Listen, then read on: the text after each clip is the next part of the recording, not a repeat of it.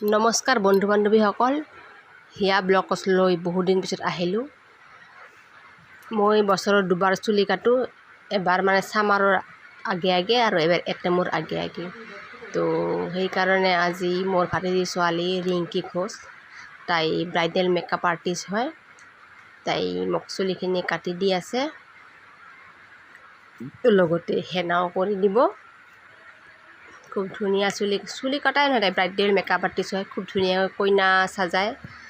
যদি আপোনালোকৰ কোনোবা পাৰ্টি বিয়াৰ কোনোবা কইনা বা সেনেকুৱা পাৰ্টিত কোনোবা মেকআপ কৰিব বিচাৰে, গোৱালটৰলী নিবাসী ৰিংকি ঘোষক কণ্টেক্ট কৰিব।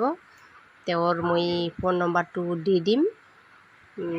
তো আপোনালোকে ভিডিঅ'টো চাওক, কি ধুনীয়াকৈ মোৰ চুলিখিনি কাটি আছে। আৰু লগতে তাই কেকো বনাব জানে। তাই বাৰ্থডে কেক বা এনিভাৰ্চাৰী কেক যদি আপোনালোকক লাগে, ৰিংকি ঘোষক কণ্টেক্ট কৰিব।